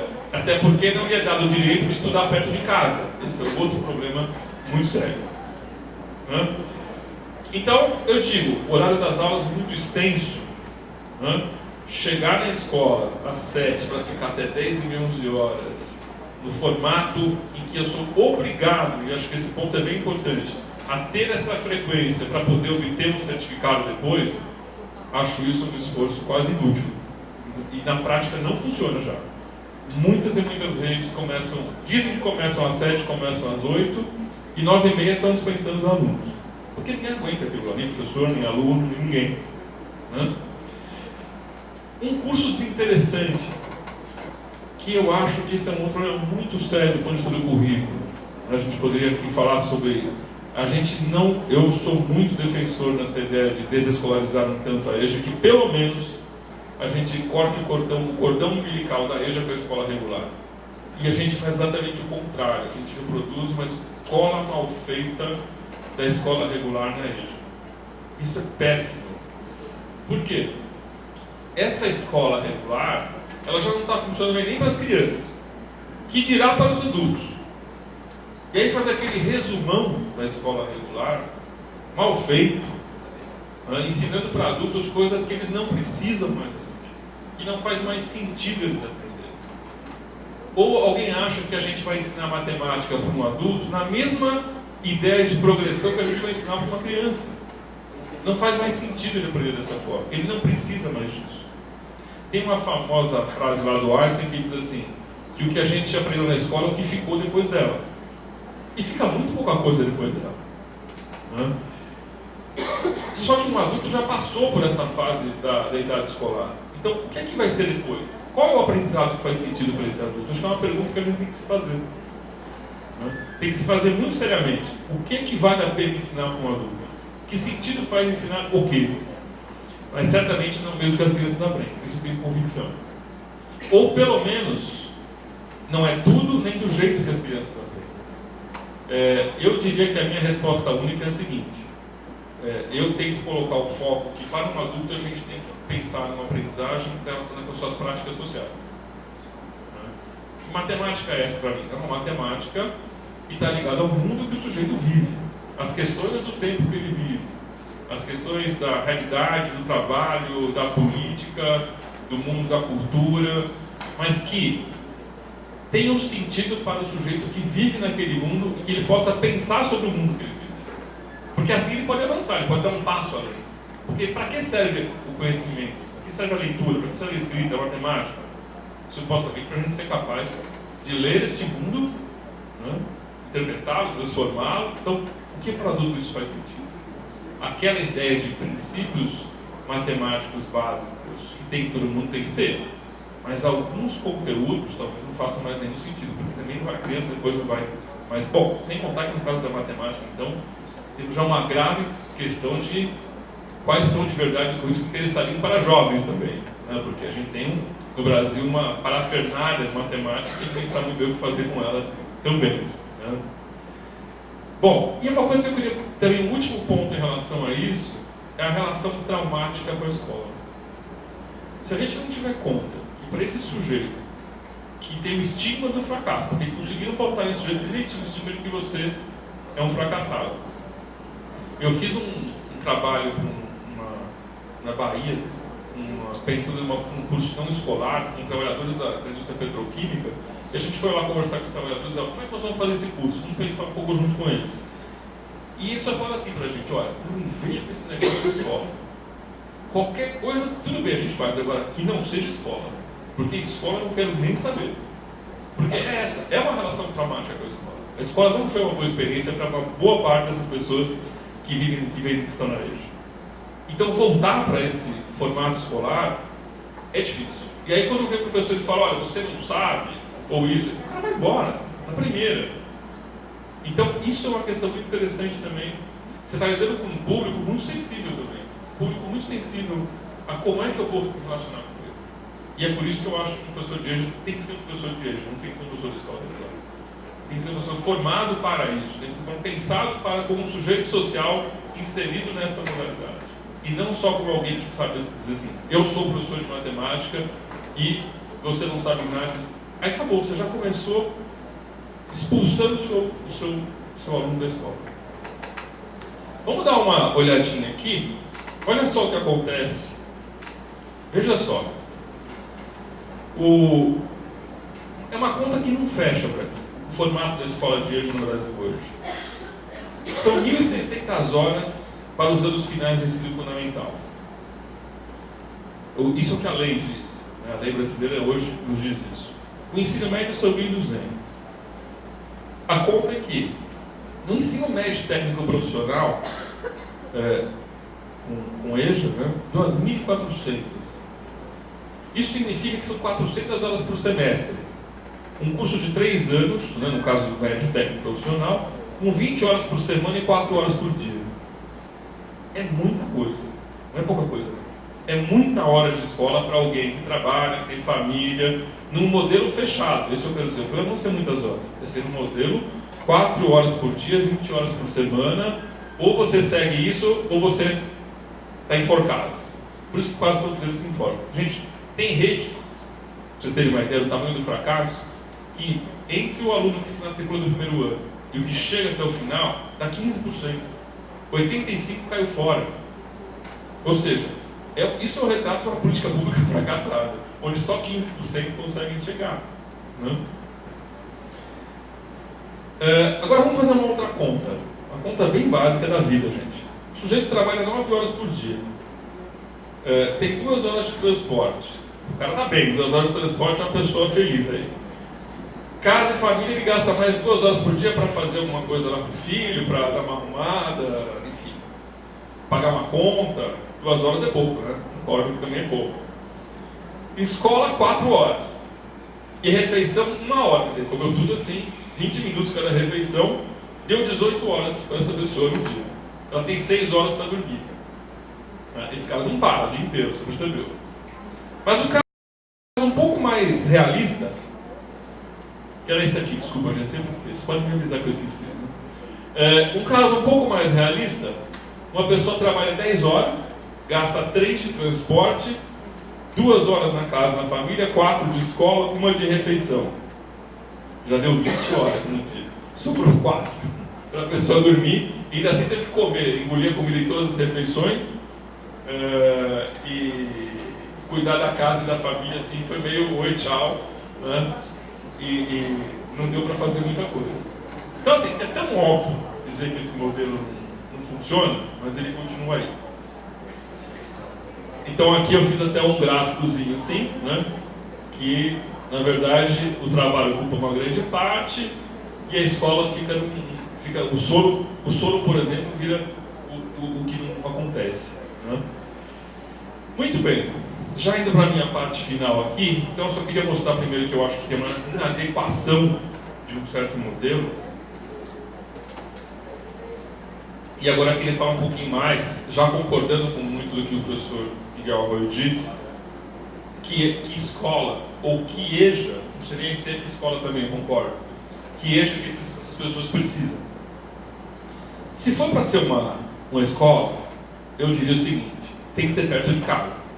Esse negócio de você ter, hoje, como está se fazendo em muitos lugares, que é o tal do nucleamento de escolas de EJA, que é para ficar mais barato para a política, o que você faz? Você cria uma escola gigante no centro da cidade, outra um outro polo, outro polo. E ficam todas vazias. Porque não adianta, as pessoas não conseguem se deslocar para esse lugar. Então, tem que estar na comunidade que o sujeito está inserido, tem que estar... E se é com 5, com 2, com 10, com 20, não importa. Senão não dá para fazer. E também achar que vai ter que ter 40 na classe, senão o custo do aluno fica alto, não vai funcionar. Né? Eu até queria dizer, tem um engano, que é uma inversão na lógica brasileira, nosso Fundeb, que é o fundo que regula os recursos para a educação, o menor valor é da EJA. Ele é menor, ele é 80% em relação ao menor valor. Ou seja, essa é a modalidade mais barata. Isso é uma mentira, é a modalidade que devia ser mais cara. Porque você vai ter que atender toda essa diversidade, as dificuldades das pessoas, para fazer com que elas avancem. Isso não custa barato, isso custa caro. Ela teria que ser muito mais financiada para poder dar conta de toda essa especificidade, que é ter salas em lugares mais distantes, muitas salas com poucos alunos, professores especializados, metodologias próprias. Aí parece que começa a fazer mais sentido. A outra coisa é que ela seja própria para jovens adultos. Esse é um problema muito sério. Eu vou mostrar para vocês umas fotos aqui, já, se vocês iam querer, como é que é estudar numa escola como essa. Já é a próxima aqui. Por exemplo, essa sala de aula aqui, ó, vocês estão vendo aqui, é uma sala de crianças. Ela tem carteiras pequenas, ela tem desenhos nas paredes, é boa para criança, né? Só que a maior parte dos nossos jovens e adultos nas escolas estudam nessa sala de aula.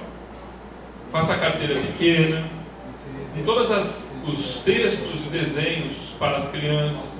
Eu acho que nenhum de nós ia gostar de voltar para uma escola depois de tanto tempo e ter que ficar na mesma escola que eu era criança. Olha só que derrota que é isso. Olha que imagem ruim que se constrói nessa ilha. Né? E a biblioteca, né? Outro dia eu fui numa biblioteca que era assim. Não é uma biblioteca... A biblioteca era isso aqui, ó. Mesinhas assim, de criança, coloridas, os livros são só infantis. Né? A gente tem coisas assim. Então, quando eu estou falando de uma escola própria, significa desde o espaço físico, né, até a gente pensar que ela é diferente da escola das crianças por N razões. Como, por exemplo, eu vou voltar aqui. Esse aqui também é bacana, ó. É legal ter playground assim para adulto, né? Isso se divertir muito na escola com esse tipo de lugar. O cara vem dessa para ter sofá, ter lugar de descanso, lugar para namorar, lugar para as pessoas se encontrarem. Isso precisa ter na escola. Mas não, o cara vai lá, depois reclama que as pessoas destroem. Os adultos não podem ficar na escola porque eles destroem o brinquedo das crianças. Né? Por que será que faz isso também, né? Ninguém perguntou. Então, assim, para encerrar já logo mais, eu queria dizer que, assim, eu sou muito defensor de uma escola flexível, sem um modelo único. Para que a gente precisa criar essa rigidez de currículos que ficam trabalhando somente com essa lógica, que nem para criança serve mais, que é essa lógica da hora-aula, de modelos rígidos de 20 horas por semana. Por que não pode ter projetos de trabalho que as pessoas se inserem, se engajam em projetos que lhes interessem? Como eu disse, em relação mesmo até à sua experiência profissional, pessoal, de vida. Adultos têm desejos próprios de realizar projetos. E a gente tira da pessoa adulta essa oportunidade de dizer, olha, você voltou a ser uma criança, eu digo que você tem que aprender o que você não tem. Ninguém diz para adulto. Adulto tem o direito de escolher o que ele quer estudar e o que ele não quer estudar. Parece que a gente até fala isso para as crianças hoje em dia, né? Tem que ser, obviamente, uma educação mais plugada no mundo dos adultos. Concordo plenamente com essa questão da seriação. É sem sentido ter série na educação de adultos. Para que eu preciso de série? A gente usa série para dizer, olha, tem uma criança de 7 anos que está numa série que não está igual a de 14 que está na 8ª série. Para isso, essa é a lógica da seriação, da escola regular, da escola das crianças. Adultos não precisam disso. Pessoas de diferentes níveis podem sentar numa roda, discutir muitos temas do mundo juntas e aprender a ler, cada um no seu nível, cada um refletir e pensar, realizar projetos, independente da sua série. A seriação, ela só, e sem contar que ela é artificial. Você fica 10 anos sem estudar. Olha, eu fiz até a 6ª série.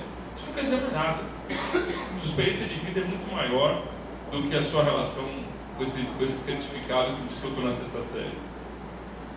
Por isso que eu acho que seria muito bacana, no final das contas, fazer uma escola um pouco mais perto da universidade, que funcionasse por créditos.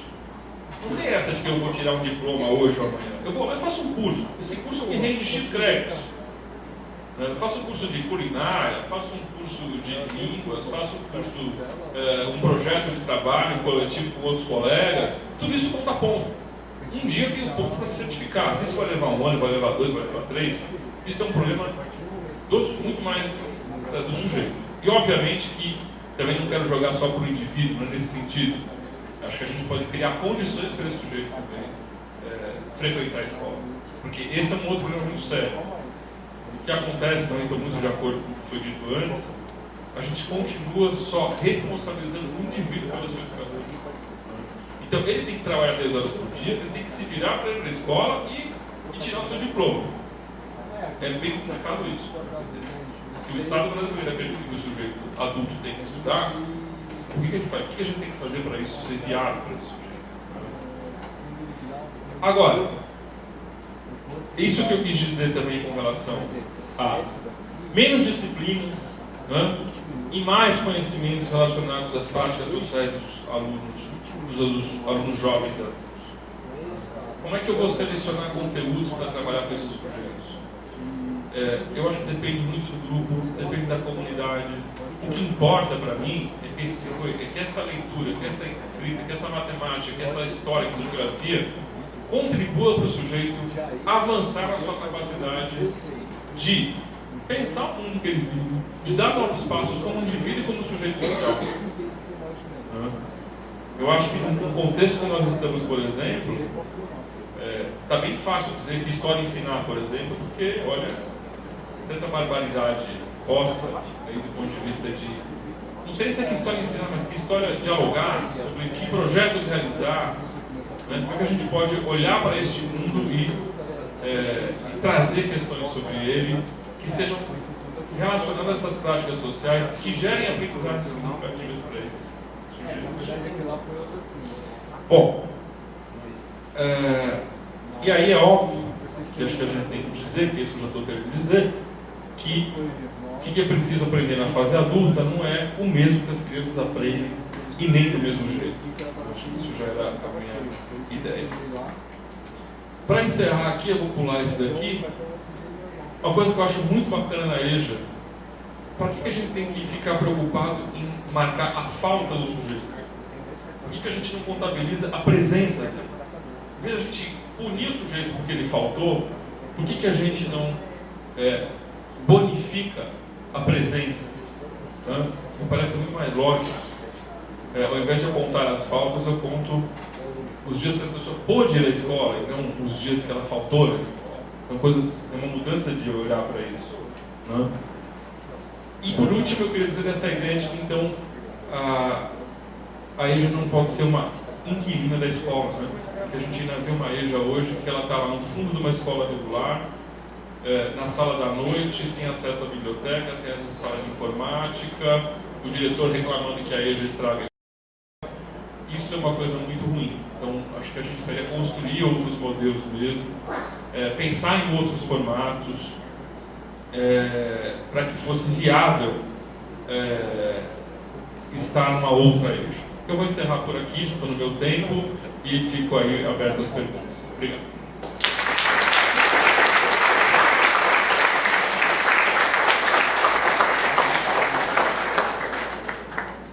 Agradeço em nome do Instituto Federal, professor Miguel Arroio, professor Roberto Catelli, e agora a gente terá 20 minutos para as perguntas de vocês que estão ouvindo, certo?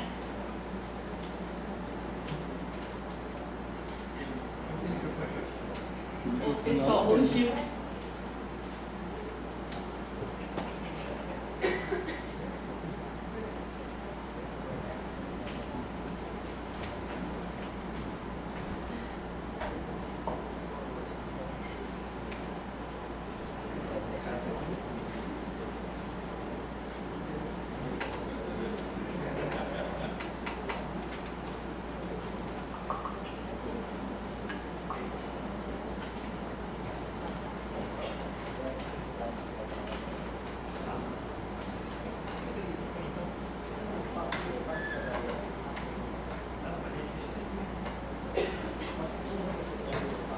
Pode perguntar, Rafael.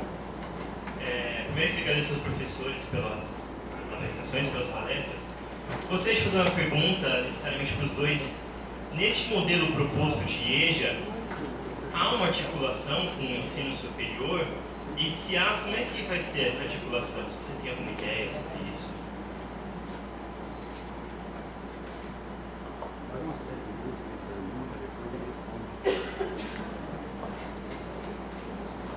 Eu só não sei se eu entendi bem, se você pudesse deixar mais claro o que você está chamando de articulação com o ensino superior.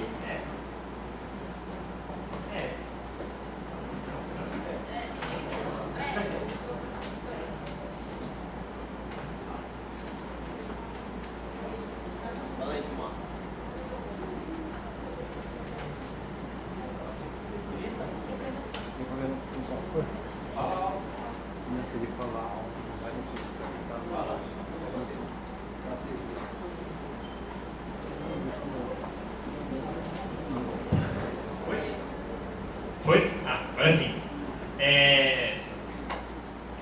Porque a ideia é ligar os conhecimentos dos alunos que estão no EJA com a prática social dele.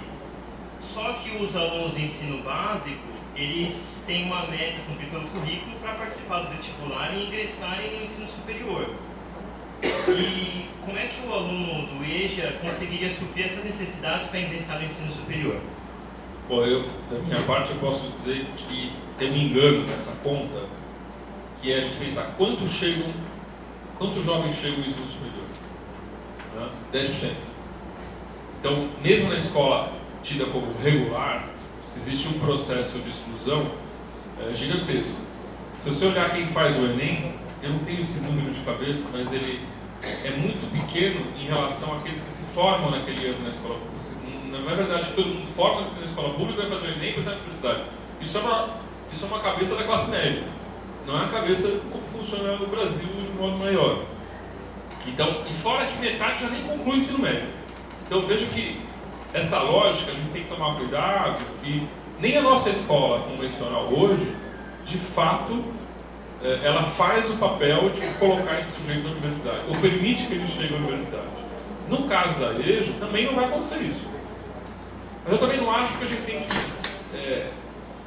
exclusivamente, não, a gente não tem que dizer que o papel da escola é só levar o sujeito à universidade. Mas ela pode fazer isso também. Só que assim,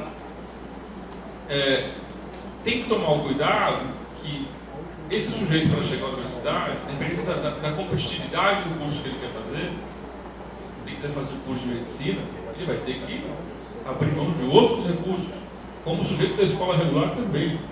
Né? Hoje você tem alguma democratização do acesso via SISU, por exemplo. As pessoas hoje conseguem ter um pouco mais de possibilidade de escolha do que tinham no passado para as universidades públicas, por exemplo. Né? Eu acho que a gente não garante isso, ninguém garante no Brasil ainda hoje. O que eu fico sempre só pensando é que eu não gostaria de sempre colocar a escola como refém, mas ela também tem que ser um passo possível para a universidade. Bom, Rafael, esta questão que você coloca não é só para ela, acho que é para todo o sistema, o nosso sistema educacional. Nosso sistema educacional, tudo é propedêutico, preparatório para chegar no último andar. É verdade? Tudo. Tá? Saiu um livro agora, recentemente, sobre jovens e ensino médio. Eu tenho 2 textos, esse jovem e ensino médio. E um dos textos que eu coloco é exatamente esta questão sua. O que significa pensar que uma criancinha já de 4 anos está no pré-escolar? Aqui está? Agora está no pré-escolar. Significa dizer, você, e lembro do meu filho quando me falou um dia, o pai, a professora falou que o próximo ano eu vou fazer 5 anos, e já vou para o pré-escolar. Pai, o que é isso? E o meu filho acabou sua infância. E ele falou, mas eu sou criança, pai. Mas para a escola não, você agora vai ser um pré-escolar. Está entendendo?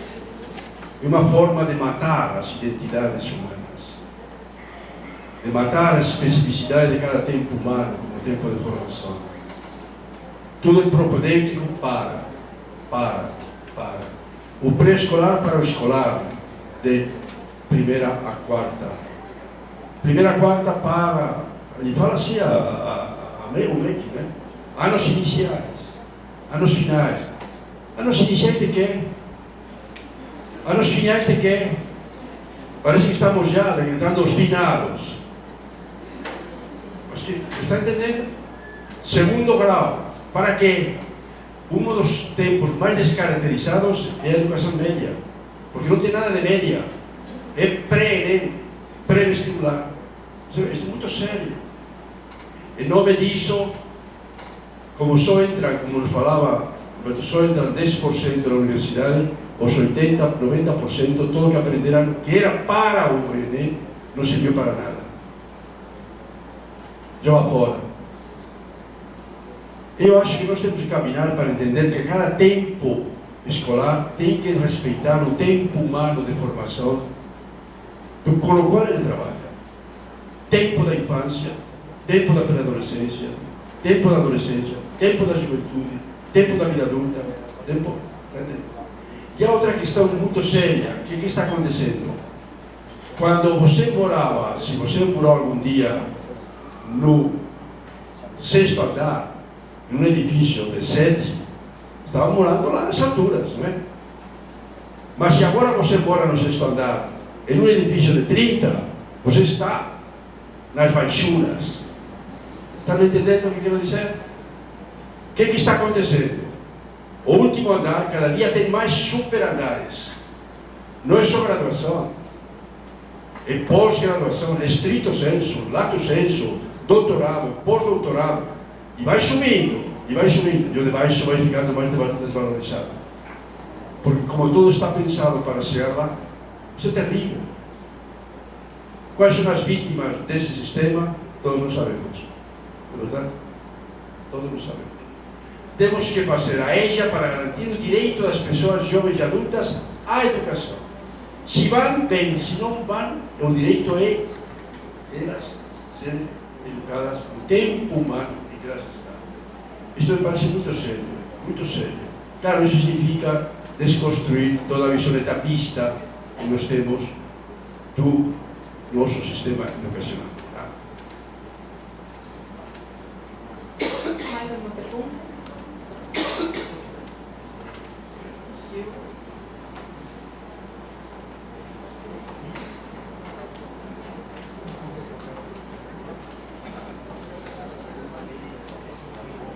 Boa tarde, parabéns, professores pelos ensinamentos aí. Eu sou professor da EJA, na região de Santo André, sou pesquisador também pela Universidade Federal, da EJA, e a minha pesquisa atualmente está ligada à problemática da matemática na EJA. E uma das questões que o senhor levantou aí foi a questão do currículo, né? Currículo essencial. Já tenho lido bastante a respeito e até agora eu percebo que existe uma controvérsia muito grande, porque muita gente tem opiniões diferentes, né? Eu gostaria de saber a sua opinião sobre o currículo, se existe assim a possibilidade de você conseguir criar uma indicação, não uma coisa fechada, mas uma indicação feita pelas prefeituras ou pelo Estado, que pudesse orientar os professores, principalmente de formação inicial e até continuar, de como trabalhar com a matemática, principalmente no ensino médio, que eu acredito ser ainda mais problemática, para turmas de EJA. Então, cada professor vai ter 3 minutos para falar, para a gente poder delimitar o nosso tempo. Tá? Aí eu pergunto depois do papel, certo? Por último, a gente fecha com essa, tá bem? Bom, eu não sou da matemática, sou vítima da matemática.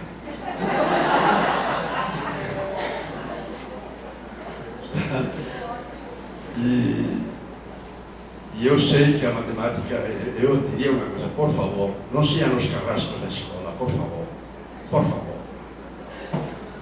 O que falava eu acho que 80% dos que saíram da escola fracassados foi na matemática. Vocês parecem coveiros. Cuidado, por favor. A matemática tem funções mais dignas do que isso. Cuidado. E, por favor, se vão levar matemática na EJA, que não seja para ainda enterrá-los já enterrados na educação fundamental e média. Cuidado. Cuidado. Esta é uma questão muito séria. Eu não aceitaria pertencer a uma categoria profissional que está cumprindo esse papel tão sério. Isso não é ético. Olha, estou colocando no campo da ética. Não é ético humilhar como se humilha a tantas crianças, adolescentes e jovens em nome de que não sabem a matemática. Meu neto foi reprovado em matemática agora. Filho do professor, neto do professor Arcovio. Um filho já foi também. Eu não sei nem um quinto do que ele deixou de saber para ser reprovado. Não sei. E não precisou. Muito sério. Por favor, levamos determinadas áreas do conhecimento a uma condição de que elas passam a ser um filtro. E que não passam esse filtro estreito, eles não merecem nem depois do trabalho. Isso é muito sério. Veja, isso não acontece. Eu venho de lá, da minha terra, meus irmãos saíram da cidadezinha do interior, de uma educação do campo, foram trabalhar nas fábricas, nunca exigiram deles um diploma de conclusão de curso, nem de primeiro grau, nem de segundo grau, nem nada disso, para ser trabalhadores. Aqui condicionamos ter diploma de 8ª série ou de ensino médio para poder trabalhar, o que significa que a escola é o condicionante do viver. Isto é muito sério. Quando vocês vão reprovar, por favor, lembrem disso. Lembrem disso. Vocês estão negando o direito de que esse jovem possa arranjar trabalho, porque não vai tirar o diploma. E sem diploma não tem trabalho. E sem trabalho não tem vida. Ah? São questões que raiam na ética. Em nome de quê? Em nome de quê? Em nome de pensar que a chave da história, do progresso, de tudo isso, e da formação de um adolescente jovem é dominar a matemática. Mas espera aí, a matemática tem muita importância, mas temos que pensar onde que está a importância da matemática. Ela tem, mas onde ela está? Onde? Tá? É uma forma de pensar o mundo, de pensar a realidade, mas não é a única forma, nem a mais importante. Tá? Então, e isto se vale para meu neto de um professor de universidade, imagina, para o filho do trabalhador, de Dona Maria, que com tanto esforço sai da favela para o trabalho, vai à EJA e ainda vai ser reprovado em matemática. De novo, está entendendo? Tenham muito cuidado, por favor. Muito cuidado. Agora, qual seria a tarefa de vocês? Dizem, mas em que a matemática pode ajudar um jovem e um adulto para entender-se e entender o mundo, ler o mundo? Eu volto a repetir aquilo que aconteceu aqui em Guarulhos, por exemplo. Quando se colocavam grupos de bombeiros, marceneiros, de manicures, aí a matemática ia colar a isso. Certo? Lembro, por exemplo, uma das coisas que fazia: você vai querer trabalhar por conta própria, você vai ter que fazer uma pesquisa de mercado. Mas para fazer a pesquisa de mercado tem que saber matemática. Mas que matemática? Aí é outra coisa. Aí não é a lógica matemática, que não é a matemática concreta. Então, como ele nos falava, esse pedreiro, né? Há saberes que são diferentes. Nossa matemática é muito conceitual, nossa história é muito conceitual. Outro dia, meu neto estava falando diferença entre conceito de liquidez e de densidade. Pelo amor de Deus, que tem a ver um menino de 15 anos saber a diferença entre conceito e tipo? Essa é a nossa forma. Nosso ensino é muito conceitual. Não é com conceitos que se aprende o mundo. É como nos falava, com vivências. Então, como partir das vivências dos números, das vivências da matemática, das vivências do tempo? Eu lembro que, vou contar um caso já que termino, que estávamos discutindo lá, quando estava de secretário, havia a ideia de que todos os professores se reunissem para tratar dos mesmos temas. E um dos temas era sobre o tempo. Tempo. Aí todo mundo olhou para a professora de História e falou para ela: a questão do tempo é seu problema. E o professor de Matemática falou: eu não entendo nada sobre isso. Eu vou te dar um para casa. Busca livros que relacionam matemática e tempo. Me voltou com uma pilha. Esse professor nunca tinha pensado nisso. E a partir desse momento ele se engajou para engajar o estudo da matemática com as experiências do tempo. Desde que nos falava, né? Tão difíceis de articular a essa. E por aí, meu amigo, eu acho que por aí vamos juntos. Tá bom? Só para complementar bem rapidamente esse tema, eu acho também que eu defendo muito essa ideia de que até na matemática tem um outro conceito que é o de numeramento, né? Que passa um pouco por essa ideia mais de pensar a matemática como algo mais relacionado às práticas sociais desses sujeitos. Né? Quer dizer, uma matemática que está olhando para como eu me movimento nesse mundo, como é que eu sobrevivo ao mundo, ou transformo, ou compreendo o mundo com o uso da matemática. Acho que também não sou da área de matemática, mas acho que é um caminho que você tem adotado em alguns lugares. Só queria dizer que me parece que é uma coisa que a gente não falou quase aqui, que é a formação do professor. A gente tem professores basicamente formados para dar aula para crianças e adolescentes. E que não pensam a matemática como uma matemática para este sujeito adulto com toda a sua especificidade. Então acho que esse é um campo que está por muito ainda ser constituído no sentido de pensar, de fato, que currículos são esses para esses sujeitos? Né? Que matemática é essa que parte dessas vivências, que parte das práticas sociais? Eu não vejo isso constituído como ainda um conhecimento que está a serviço de um currículo efetivamente.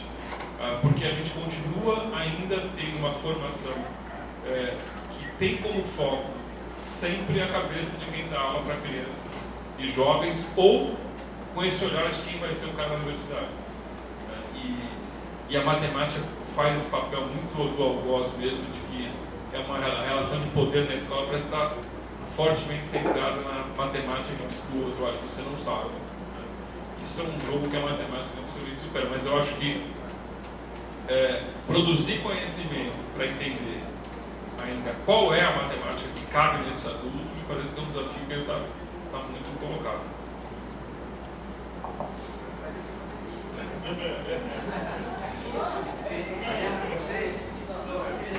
Já que vocês, quando me pararam, eu falei, vou falar com quem? com alunos de matemática, digo, mas o que te deixa com matemática? Perguntei, não sei quem me convidou, né? Agora estou feliz de que vocês de matemática tenham essas preocupações tão concretas de entender a EJA, de entender esses jovens. Mas, volto a insistir, deixem-se interrogar por esses jovens enquanto estudantes e professores de matemática. Por favor, não levem respostas. Vão dispostos a escutar as interrogações que vêm deles, que não são as mesmas das nossas, que são outras.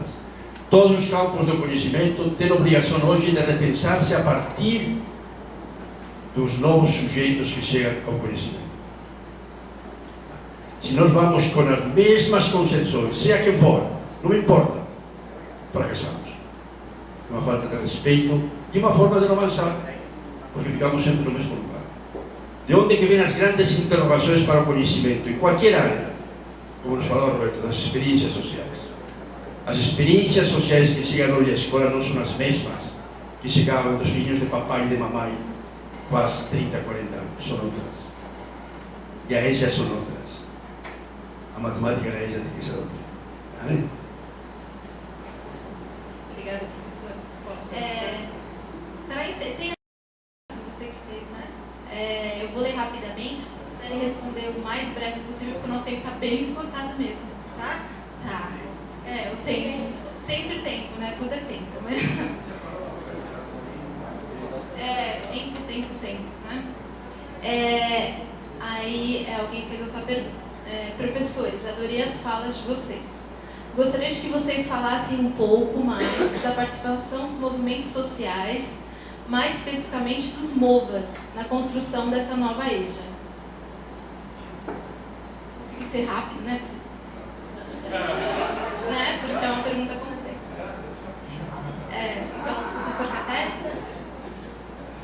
Olha, eu acho que a pergunta é muito ampla mesmo. A gente não tem um MOVA, né, que seja um MOVA que a gente possa dizer que no país existe um MOVA que tem uma característica, uma unidade, não tem.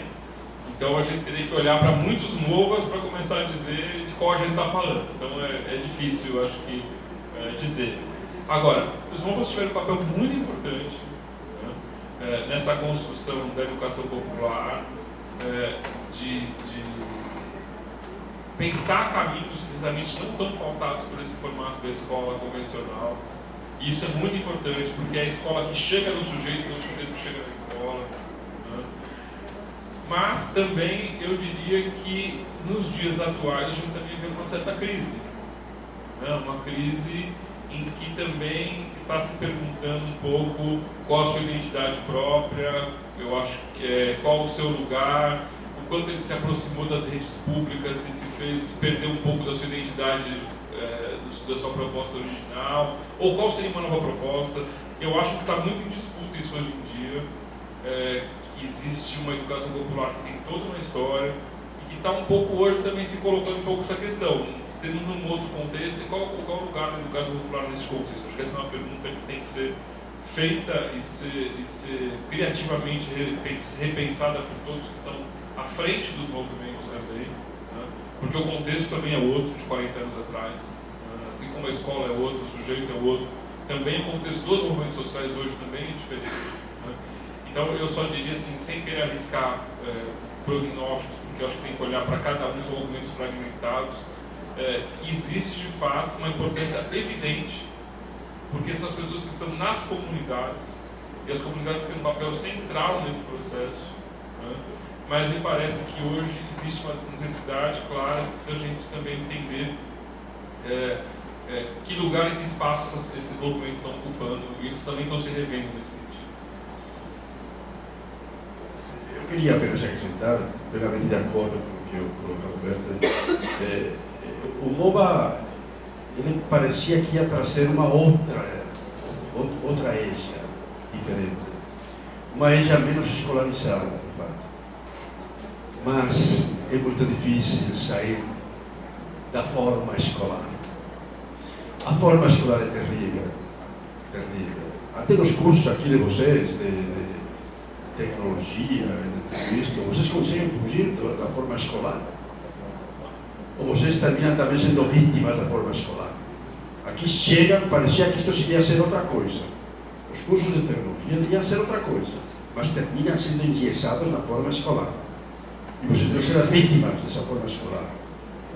Imagina isso para a Dona Maria com 40 anos, que chega na escola, o senhor com 30, outro com 20, coisa séria.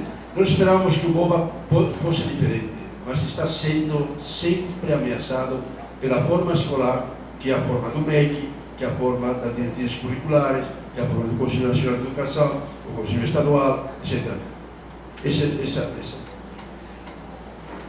O que é que tem na escola que nos obriga a todo mundo a entrar nos eixos da escola? Esta é a grande questão. Mas qual seria a saída para o MOVA? Eu acho que o MOVA, a saída seria aproximar-se mais dos movimentos sociais. Acho que por onde a pergunta aponta. Hoje, os grandes educadores dos jovens adultos são muito mais os movimentos sociais do que a EJA. Isto para mim está claro. Muito mais. Eu trabalho com o Sem Terra. Quem são os grandes educadores dos jovens adultos do campo, trabalhadores? São os próprios movimentos sociais. Quem são os educadores das mulheres? Foi um movimento feminista que está na terceira ou quarta onda, né? É lógico. Onde é que as mulheres aprenderam seus direitos? Foi na escola? Foi na universidade? Vai ser aqui? Não. Foi no movimento feminista. Onde é que os indígenas estão aprendendo seus direitos à terra, à cultura, na luta pela terra, pelo território? Está entendendo? Esta é uma questão muito séria. Onde é que os jovens hoje estão aproveitando? Saindo na rua, gritando. Ética. Veja, é incrível que os próprios jovens falem. Aquele bando de genética do Congresso, ética na política. Hoje são eles muito mais educadores do que... Tá? Então, este que seria o caminho. O caminho como vincular e como fazer um currículo que coloque com centralidade o papel dos movimentos sociais, as temáticas que os movimentos sociais trazem, os direitos que eles recolocam em cima da mesa, as lutas por esses direitos. Essa seria uma forma, me parecer, de revitalizar a EJA e o MOVA. Tá bom?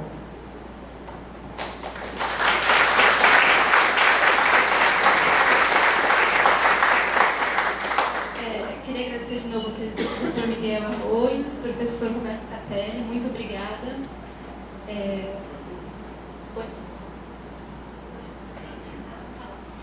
Eu só queria voltar um pouquinho e falar uma coisa rápida, né, a respeito do professor de matemática, seu algoz, e queria falar que a gente está buscando aqui uma visão de que, acima de professores de matemática, nós somos professores e educadores, né? Cada vez mais a gente está voltando o olhar para a educação, isso, a educação matemática, né? Então, acima de tudo, da matemática, a gente está procurando ter esse olhar voltado para a educação, né? E não mais sermos os algozes da educação, né? Pelo contrário.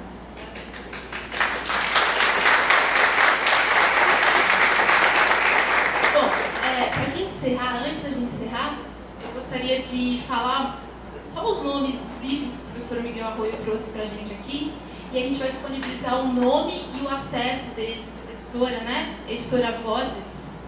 E aí a gente tem, são 5 livros, né? Tem Imagens Quebradas, Trajetórias e Tempos de Alunos e Mestres.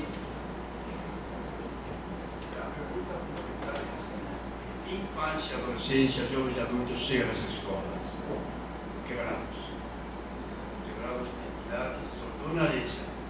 Vamos falar, quebrados de identidades pela própria trajetória escolar de fracasso.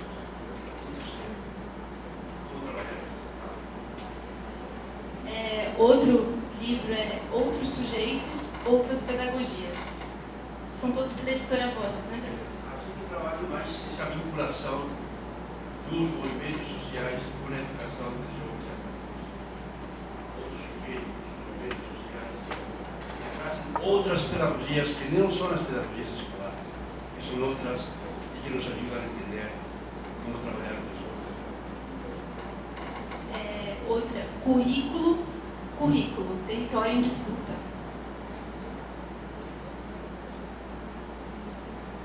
Diálogo na Educação de Jovens e Adultos. E professor vai deixar aqui com a gente, na nossa biblioteca, né? Ganhamos de presente. Projeto de educação de trabalhadores, que foi o que o senhor citou também, né, durante a missão, certo? Agradeço a vocês, todos que ouviram, muito obrigada, uma boa tarde, até mais.